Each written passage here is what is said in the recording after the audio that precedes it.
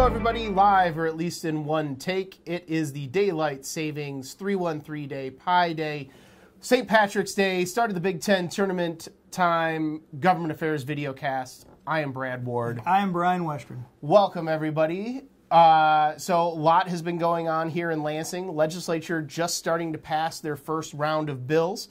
We have a lot of brand new legislators, both in the House and the Senate, just over 50. So Brian and I have been going around doing a lot of meet and greets, educating folks on who we are as an association, what we stand for, and more importantly, what's on our legislative agenda for the year.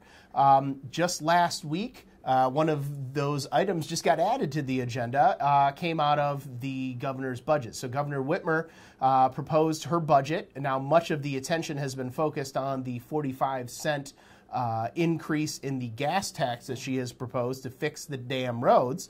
But one of the things that was also included in that proposal was bringing the tax rate for S-corps and LLCs up from the 4.25% to 6%.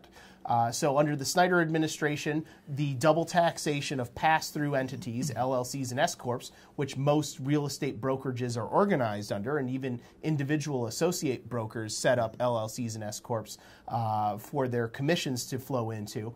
But under the Snyder administration, the double taxation of those corporate entities was eliminated, and it was simply the 4.25 individual income tax rate. This proposal would actually increase that rate by 1.75% to bring them up to the full 6% of the corporate income tax here in Michigan. It's the first step in a very long process. We are doing our best to talk about how this affects our industry, how it affects real estate brokerages. The Public Policy Committee will be meeting here in a couple weeks to talk about the effects and our position on the issue. But obviously, we're going to be watching this. The governor has kind of put her marker down in terms of what her budget targets are. The legislature is going to be doing the same, and we're going to have a lot of intensive budget discussions going on this spring and into the summer. And in the meantime, while those discussions are going on, we're going to be trying to move some of our policy issues. The first two right out the gate that Brian's going to kind of touch on here, one of which includes the first-time homebuyer savings account, which was actually vetoed by Governor Snyder as he left office at the end of last year. That's right, and that legislation has been reintroduced by Senator Peter McGregor and Senator Ken Horn. Those are Senate Bills 120 and 121. As we've discussed over the last 2 years, this would provide a incentivized savings account, which would go towards the purchase of a principal residence here in Michigan.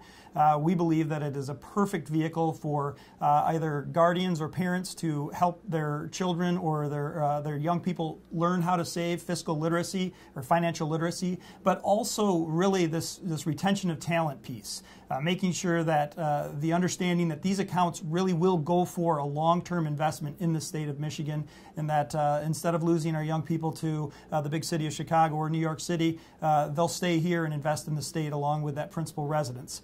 The other piece is House Bill 4046, which is reintroduced by Representative Jason Shepard, that will protect short-term rentals here in Michigan. As you may recall, we've been talking a lot about this legislation and its impact while we've seen more and more local governments, instead of choosing to reasonably regulate short-term rentals and the practice of short-term rentals, ban them or permit them only in certain zones. So this legislation would clean up that zoning issue, making sure that it is a permitted use in all residential zones. But also, we've been meeting with the Michigan Municipal League to talk about what that reasonable regulation would be. So we've had some very positive meetings thus far. We're going to be meeting here in the next week to talk about some other ideas with the Municipal League. And we're hopeful that as this conversation continues, we're going to have a clearer understanding of where the local governments are, and also what property rights we're really out there fighting for, because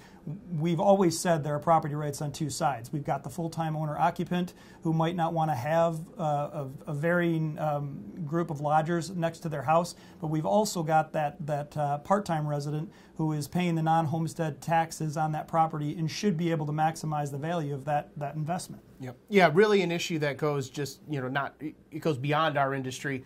Property rights issue that resonates with a lot of the folks here in Michigan, being a state that has a high incidence of second homes. So hoping to get those issues underway soon.